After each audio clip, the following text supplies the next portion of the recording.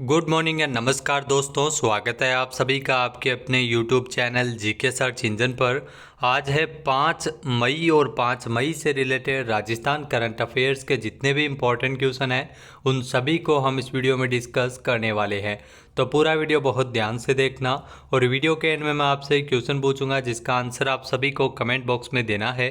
कल के वीडियो में मैंने आपसे एक क्वेश्चन पूछा था चौथा, हाल ही में राजस्थान में वन विभाग के द्वारा वाटर होल पद्धति से वन्य जीव गणना कब आयोजित करवाई जाएगी। जी हाँ, वन्य जीव गणना का आयोजन है वो 23 से लेकर 24 मई तक होगा, यानी कि बी ऑप्शन यहाँ पर बिल्कुल सही था। जिन दोस्तों ने बी ऑप्शन कमेंट बॉक्स में सही जवाब दिया था उनको हार्दिक शुभकामनाएं। जी हाँ दोस्तों, राजस्थान में वन्य जीव गणना 23 से लेकर 24 मई तक आयोजित होगी।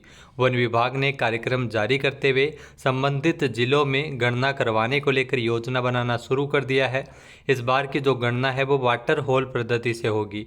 जारी आदेश के मुताबिक वैशाख पूर्णिमा पर 23 मई को सुबह 8 बजे वन्य जीवों की गणना शुरू होगी जो 24 मई सुबह 8 बजे तक चलेगी। गणना सटीक हो इसके लिए वन्य जीव प्रभाग के प्रधान मुख्य संरक्षक जयपुर से पूरी गाइडलाइंस है वो जारी कर दी गई है।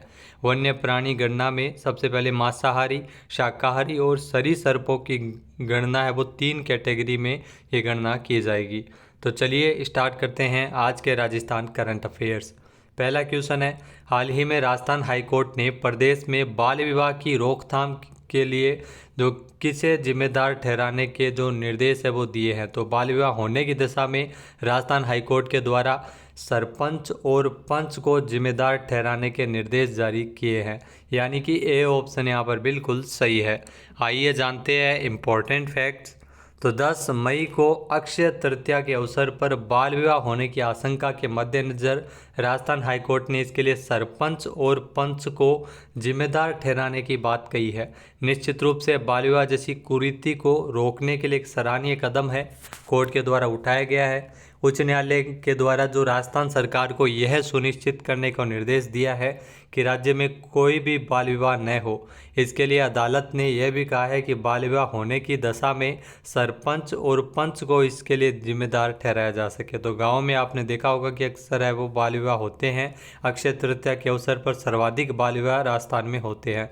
तो बाल विवाह की कई घटनाएं मुख्य रूप से अक्षय तृतीया पर ही होती है और वैसे तो सरपंच और पंच को जिम्मेदार ठहराने का ये आदेश केवल राजस्थान के लिए है, बल्कि पूरे देश में भी इस तरह का अगर आदेश हो तो ये बाल विवाह जो कुरीति है वो दूर हो सकेगी।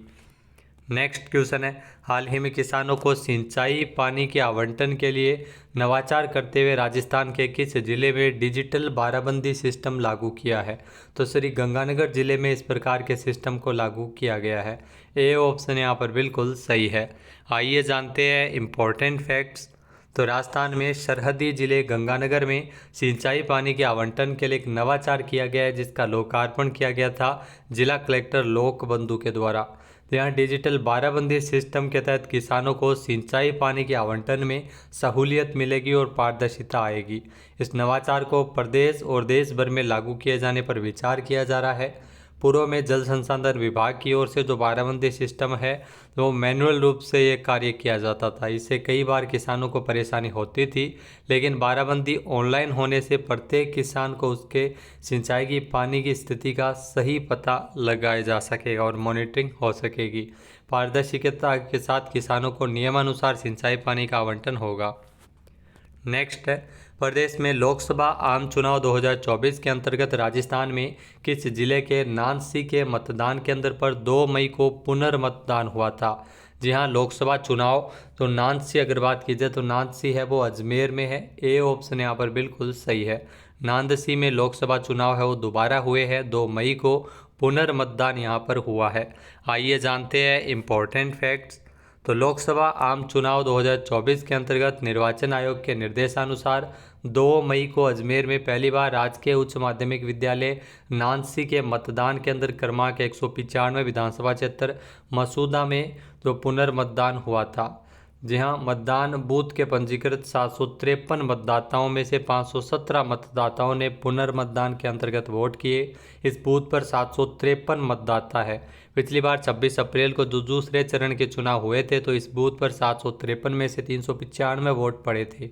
26 अप्रैल को हुए दूसरे चरण के मतदान के बाद जब कर्मी है वो इलेक्शन कर्मी ईवीएम जमा करवाने जा रहे थे, तब बूथ से संबंधित कागजात और सामग्री गुम हो गई थी। इसी कारण से चुनाव आयोग को यहाँ दोबारा मतदान करवाना पड़ा।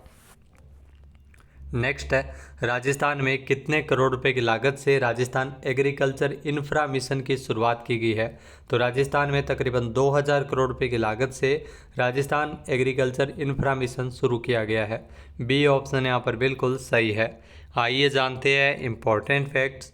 तो 2 करोड़ रुपए की लागत से राजस्थान में राजस्थान एग्रीकल्चर इंफ्रा मिशन शुरू हुआ है। राजस्थान कृषि इंफ्रा मिशन की शुरुआत में 2000 करोड़ रुपए का प्रावधान है। इसके अंतर्गत 20,000 तालाब, 10,000 किलोमीटर सिंचाई पाइपलाइन, 50,000 किसानों के लिए बाड़ाबंदी जैसे कई काम करवाए जाएंगे। साथ ही साथ ड्रोन जैसी नई तकनीक भी उपलब्ध करवाई जाएगी।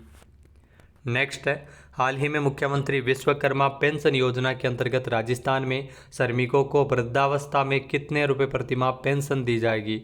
तो मुख्यमंत्री विश्वकर्मा पेंशन योजना के अंतर्गत श्रमिकों को राजस्थान में वृद्धावस्था पेंशन योजना, जो वृद्धावस्था में अगर बात की जाए 2000 रुपये पेंशन है, वो मुख्यमंत्री विश्वकर्मा पेंशन योजना के अंतर्गत मिलेगी। जी हाँ, सी ऑप्शन इसका बिल्कुल सही है और ये वृद्धावस्था पेंशन के अतिरिक्त होगी। आइए जानते हैं इम्पोर्टेंट फैक्ट्स। तो राजस्थान में 18 से 45 साल की आयु के श्रमिकों के लिए मुख्यमंत्री विश्वकर्मा पेंशन योजना लागू किए जाने की घोषणा राजस्थान सरकार ने की है, जिसमें श्रमिकों और रेहड़ी पटरी वालों को बुढ़ापे में सहारा मिल सकेगा।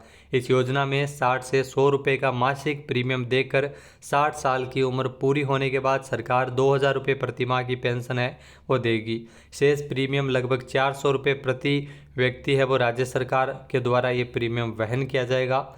ये पेंशन मुख्यमंत्री सम्मान जन पेंशन योजना के अंतर्गत जो इसके अतिरिक्त होगी, इसमें शामिल नहीं होगी। इसके अलावा होगी ये जो पेंशन मिलती है वृद्धजन सम्मान पेंशन योजना, इसके तहत मिलेगी, लेकिन 60 साल की उम्र होने के बाद में।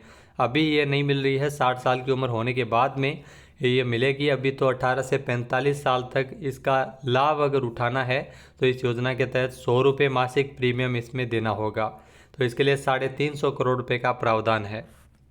नेक्स्ट, राजस्थान के किस जिले में सेंटर फॉर स्पोर्ट्स एक्सीलेंस स्थापित किया जाएगा? तो राजस्थान में जयपुर में इसकी स्थापना होगी। ए ऑप्शन यहाँ पर बिल्कुल सही है।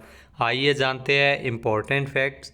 तो ओलंपिक में भाग लेने के लिए राज्य के 50 प्रतिभाशाली युवाओं को प्रशिक्षण किट, कोच सहित सभी विश्व स्तरीय सुविधाएं प्रदान करने के उद्देश्य से मिशन ओलंपिक 2028 की घोषणा राजस्थान सरकार के द्वारा की गई थी। इसके लिए जयपुर में सेंटर फॉर स्पोर्ट्स एक्सीलेंस भी स्थापित किया जाएगा और इसके लिए 100 करोड़ रुपये का बजट रखा गया है। नेक्स्ट क्वेश्चन है, श्री अन्नपूर्णा रसोई योजना के माध्यम से राजस्थान में प्रति थाली राजकीय सहायता राशि 17 रुपये से बढ़ाकर कितने रुपए की गई है? तो 17 रुपये से बढ़ाकर 22 रुपये कर दी गई है प्रति थाली जो राजकीय सहायता राशि, यानी कि सी ऑप्शन इसका बिल्कुल सही है। आइए जानते हैं इम्पोर्टेंट फैक्ट्स। तो इंदिरा रसोई योजना के स्थान पर अब राजस्थान में श्री अन्नपूर्णा रसोई योजना है वो लागू है, जिसमें 8 रुपये में शुद्ध एवं पौष्टिक भोजन उपलब्ध करवाया जाता है। ज़रूरतमंद व्यक्तियों को कम कीमत पर गुणवत्तापूर्ण जो पौष्टिक भोजन उपलब्ध करवाने की दिशा में जो पूर्व में दिए जा रहे 450 ग्राम भोजन की मात्रा उसे भी बढ़ाकर 600 ग्राम किया गया है। इस हेतु प्रति थाली राजकीय सहायता राशि 17 रुपये जो पहले मिलती थी अब वो 22 रुपये मिलेगी। जी हाँ, ये रसोइयों को दी जाएगी। इस योजना के तहत लगभग 350 करोड़ रुपये का प्रावधान रखा गया है। नेक्स्ट है, हाल ही में केंद्र सरकार ने भगवान श्री देवनारायण जी के मुख्य पूजा स्थल मालासेरी डोंगरी जो आसीन भीलवाड़ा में है उसे किस योजना में शामिल किया है? यहाँ इसे प्रसाद योजना के अंतर्गत शामिल किया गया है। बी ऑप्शन यहाँ पर बिल्कुल सही है। आइए जानते हैं इम्पोर्टेंट फैक्ट्स। यहाँ राजस्थान में भीलवाड़ा जिले के आसींद क्षेत्र में जो प्रसिद्ध अंतर्राष्ट्रीय धार्मिक स्थल माता साडू की तपोस्थली देव डोंगरी मालासेरी पर भगवान देवनारायण जी की 1112वीं 1112वीं जयंती मनाई जा रही है। और आपको बता दें कि 15 फरवरी को केंद्रीय संस्कृति एवं कानून मंत्री अर्जुन राम मेघवाल के द्वारा केंद्र सरकार की प्रसाद योजना के अंतर्गत करीब 70 करोड़ रुपए की लागत से विभिन्न कार्यों की नींव रखी गई थी। पर्यटन मंत्रालय भारत सरकार के द्वारा जो तीर्थ यात्रा कायाकल्प और आध्यात्मिक विरासत संवर्धन अभियान है प्रसाद योजना, इसकी शुरुआत साल 2014-15 में की गई थी। इस योजना में राजस्थान का एकमात्र शहर अजमेर शामिल है। हाल ही में भगवान श्री देवनारायण जी के मुख्य पूजा स्थल मालासेरी डूंगरी आसीन भीलवाड़ा को भी इसमें शामिल किया गया है। नेक्स्ट है, हाल ही में किस देश ने अपनी नई करेंसी जारी की है? तो हाल ही में नई करेंसी जारी की गई है जिम्बाब्वे के द्वारा, यानी कि बी ऑप्शन यहाँ पर बिल्कुल सही है। आइए जानते हैं इम्पोर्टेंट फैक्ट्स। तो जिम्बाब्वे में लंबे समय से चल रहे मुद्रा संकट के बीच जिग यानी जिम्बाब्वे गोल्ड का संक्षिप्त रूप है जिग नामक एक नई मुद्रा लॉन्च की है। इसे इलेक्ट्रॉनिक रूप में लॉन्च किया गया है। ई मुद्रा है ये। साल 2009 के बाद ये छठा मौका है जब देश में नई मुद्रा लॉन्च की गई है। जिम्बाब्वे एक दक्षिण अफ्रीकी देश है और इसकी राजधानी हरारे है। नेक्स्ट क्वेश्चन है, जेरेमिया मानेले को हाल ही में किस देश के प्रधानमंत्री के रूप में नियुक्त किया गया है? तो जो आप तस्वीर में देख सकते हैं जेरेमिया मानेले, इनको सोलोमन द्वीप का प्रधानमंत्री नियुक्त किया गया है। बी ऑप्शन यहाँ पर बिल्कुल सही हो जाएगा। आइए जानते हैं इम्पोर्टेंट फैक्ट्स। जहाँ दक्षिण प्रशांत में स्थित सोलोमन द्वीप के नए प्रधानमंत्री के रूप में जेरेमिया मानेले को नियुक्त किया गया है। 49 सांसदों वाले मतदान प्रक्रिया में जेरेमिया मानेले को 31 वोट मिले थे। तो ये सोलोमन द्वीप के नए प्रधानमंत्री बने हैं जेरेमिया मानेले। अब बात करते हैं आज के हमारे क्विज के, जिसका आंसर आप सभी को कमेंट बॉक्स में देना है। तो आज का क्विज है, राजस्थान में भ्रष्टाचार निरोधक ब्यूरो ACB का नया महानिदेशक किसे नियुक्त किया गया है? एक बार फिर से सुनिएगा, राजस्थान में भ्रष्टाचार निरोधक ब्यूरो ACB राजस्थान का महानिदेशक किसे बनाया गया है? सही आंसर आपको कमेंट बॉक्स में देना है। और अगर ये वीडियो आपको पसंद आए तो इसे लाइक और शेयर करना बिल्कुल ना भूलिएगा।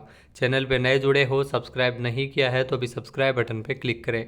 इस वीडियो की जो PDF फाइल है वह वीडियो के डिस्क्रिप्शन बॉक्स से डाउनलोड कर सकते हैं और इस क्वेश्चन का आंसर आप वोट करके भी कर सकते हैं। वीडियो देखने के लिए धन्यवाद। जय हिंद, जय भारत, जय राजस्थान।